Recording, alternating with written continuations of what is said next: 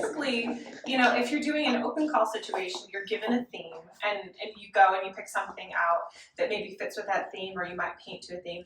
But I've never done a collaboration where you get to be the brain to decide, like, what story do we want to tell? What can we do? Where do our skills overlap? In what ways can we grow? And it was really, really neat because I just said, this is the size of the room. And this is what, kind of the expectations are. And we put our brains together and we looked at each other's work. And it was really, really neat to just appreciate somebody else's work and say, like, how does this overlap with my stuff and where do we have some common ground? And the thing that we landed on was landscapes. And we both kind of had some strengths in that area, and Maddie goes, well, I think I can learn this whole new technique. And the creativity that came out of it was just stunning. And we decided, well, okay, she's a block printer, we'll do blocks, we can do the landscapes, and so we sort of married these two concepts together so that we can take something that is accurate and true and artistic and completely different. And so we compared our notes and we shared images or similar locations and said, okay, no, that one's really great. I need to make sure that I paint that too, which is a challenge because sometimes you have work that you don't feel is great. And then when somebody else looks at it through a different lens, they see the value and they see the things about it that are actually really incredible, and you can get out of your own insecurity. So it was fun to be able to grow and sort of have that. And this is what was born out of this project. And it's kind of building blocks for a lot of reasons, because they're squares, because of the block printing, but also because of the development and the growth and the understanding that you can have so many views of a location, dependent on seasons, dependent on style, dependent on strokes and weather and size and all these different elements. And so this is just like the most microscopic interpretation of these wonderful, beautiful places that are iconic in a lot of ways. So this is the show, and I'm the watercolorist. So my technique is very different from Maddie's, which I think is wonderful. I just love the fact that art doesn't have to be one thing. There's no one right way to do it. There's not one right technique, and it's so fun. So I kind of like to blend precision with delicacy so that I get sort of a very particular interpretation, but something that's also got the freedom of the brush strokes and the unpredictable nature of the water and everything that happens when you throw something together. You get discoveries and happy accidents, and that's one of the reasons why I really like watercolors, because when you're doing a sky, you know the principle behind how to create a certain effect, but you don't necessarily know what it's going to do. And there's probably some crossover with printing in that way too. But yeah, so my technique is sort of methodical, and it's something that I developed because I've got this very creative, free-flowing side of my brain, and I have a very particular side of my brain, which is very funny because I actually work in finance when I'm not an artist, and it just totally makes sense. So the pen work is my finance side. It's my need for perfection, for everything to line up and to make sense. And then the watercolor is well, now that the structure's in place, we're gonna play, and we're gonna have freedom, and we're gonna discover things, and we're gonna let colors just be colors and see how things come out. And at the end of the day, you've got this really, really cool work of art that's partially because of what you did and partially just because of the influence of nature. And so that's my technique. And lately I've really been leaning into like skies and clouds. It's not a technique I'd had for very long, so I'm sort of in that discovery process, trying to figure out how to do things differently, or make it look like it's snowing. This day was like a cold day in May, and it had been bright sunny, and then a storm blew over the mountain, and I captured this snow coming, just blowing across the tip of Pikes Peak. And so you've got the blue sky that's like disappearing, and then the snow coming down, and it's just been fun to explore those techniques and say, like, oh, if I could pull that off. Let me see what I can do with that. Sometimes it works, and sometimes you discover something new, and yeah. So, are there any questions? Which one was the most satisfying, you think? The most satisfying? Well, that would be a slightly different question than which one's my favorite, I think. I think this one, this tiny little one right here was the most satisfying. The discernment.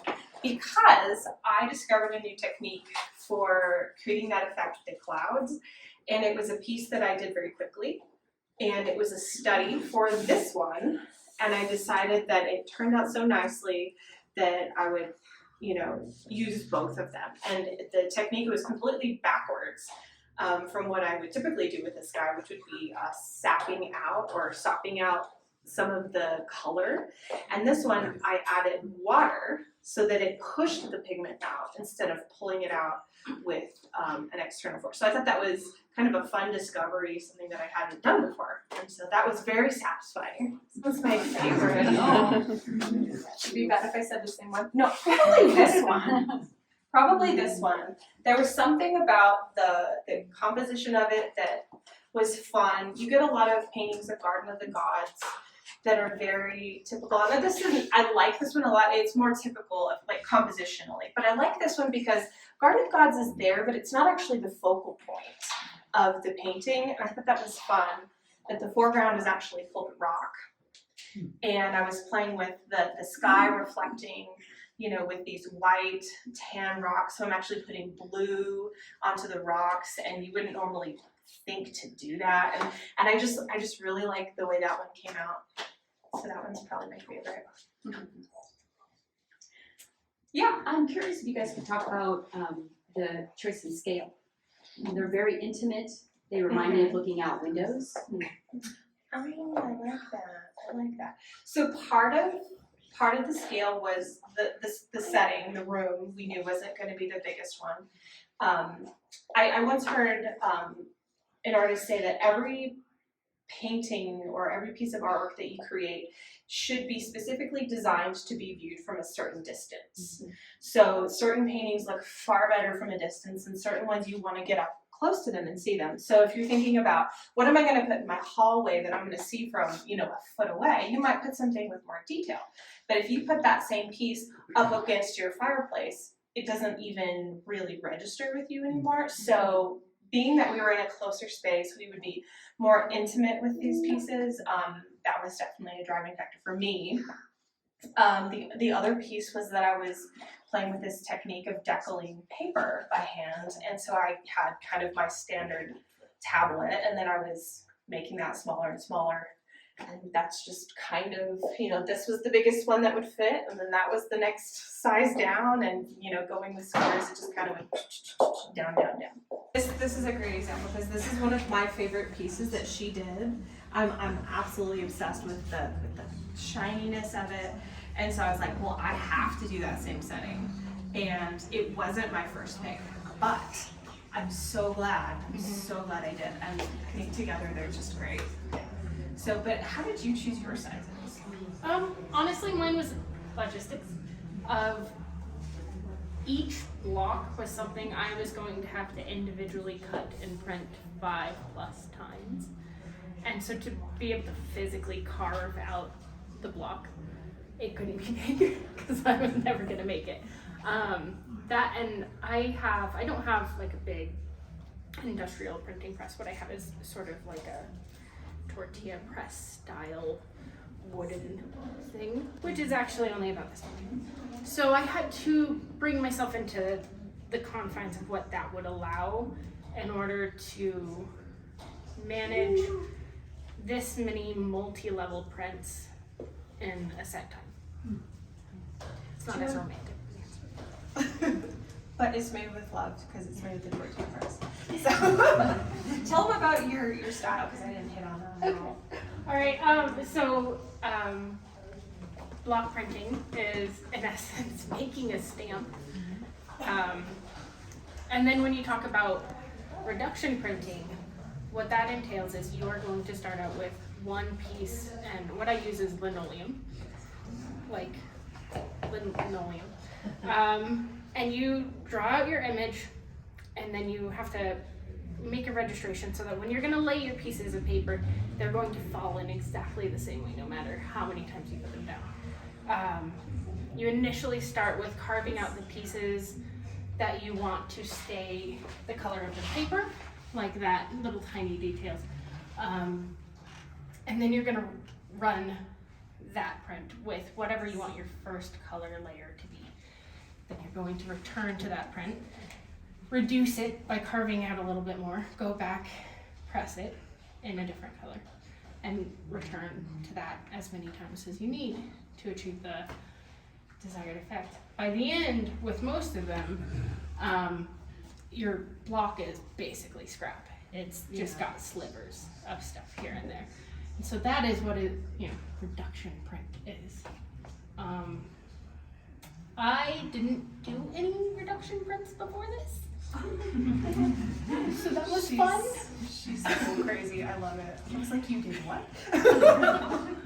I just kind of thought I had done some mountains and stuff they're fun, but they're not engaging. They're great for a t-shirt, but they're not, I really want to stare at that for a little while. So I wanted to try this technique of reduction printing to bring out the finer details and to just play with where's the light gonna hit? What am I gonna do with the negative space? How can I take something out and make it not exist to make it impactful? This was my first one, and that was my second. And then you can kind of see, based on that, the progress of me learning to trust myself more and stopping before I went too far, not going into really teeny tiny details. I think that was probably the most pleasant part of doing it. Was this your last one? No, that was the last one. Oh, okay. Yeah. So you kind of were the building block I was the building. because we grew and we built on one thing after another. I tricked you into thinking that it was about the squares, but actually it was really just me. Yes. Well, so much art is about personal growth and personal progress. Because, I mean, for me, so much about art is seeing something and capturing an essence or a feeling or that special something that makes something worth becoming art in the first place. And when you actually accomplish it and you stand back and you go, that's it, that's what I wanted, It's really, really hard to get to that point, especially when you're very particular and a bit of a perfectionist because it's never good enough, it's never good, but it is, I have the opposite problem. I am not a perfectionist. I am very much I messed that up. It's cool though, it's a very cool accident. It's really interesting that we're so different. It's a learned mentality for me. I have to learn when you're no longer making it better.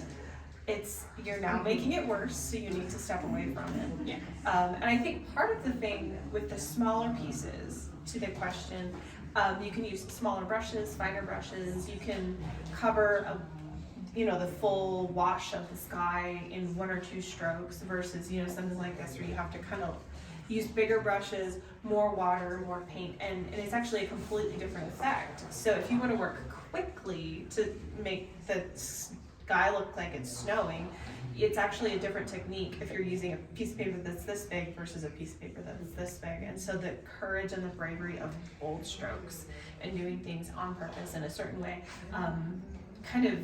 they're less intimidating when things are small. And then you go, I can do that. Let me do it one big. Now I got to go buy big brushes so that I can do this bigger. Yeah. You shared a lot of pictures with me digitally, I think. And then she came over to my house and I pulled it all out. And I said, this is what I've done.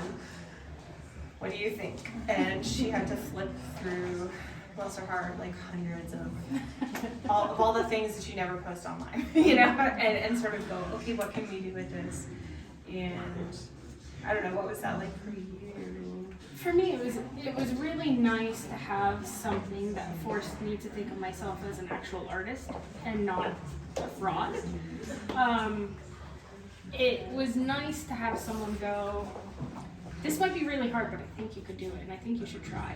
And to have a reason to say, okay, if I'm gonna do these prints in this weird way that I don't know what I'm doing, and then to discover I actually did know what I was doing all along, that was really moving to just kind of learn like, oh man, I actually have progressed, I actually have learned, I actually have talent and something worth showing to people. Well, there was a mountain print that you did that I was obsessed with. And I was like, whatever we do, I know you can do mountains because I've seen this print, and can we do something like that, please? And then you were really liking that. One of those Garden of the Gods watercolors. Yeah. So we're like, okay, there's some common ground here. And I think between you in Colorado and New Mexico and me in Colorado, there was a lot of love for wanting to bring different styles of beauty to home. Yeah. One of my special asks was for the shiprock subject matter. So I'm Native American, I'm Navajo, and shiprock is from my kind of home region, and it's kind of like the symbol of pride for Native American people because it kind of it's sort of central to this big like hub kind of on the reservation where all the shopping and stores are, and as a Native American painter, that's like the first thing that everybody wants you to do. Like, okay, like your landscapes are great. Where are your shiprock paintings? Because you're from the Four Corners, like you, and those are the ones that my family goes. You remind me of your grandfather, and so it's just one of those things that's just like warm, heartwarming. And I was like, I really want to celebrate the fact that I'm Native American and that I'm so proud to be Native American. So I came in and was like, whatever we do, can we do shiprock? And she's like, yeah, of course. And then of course she made this amazing celebration of shiprock, and it's just like great. Yeah.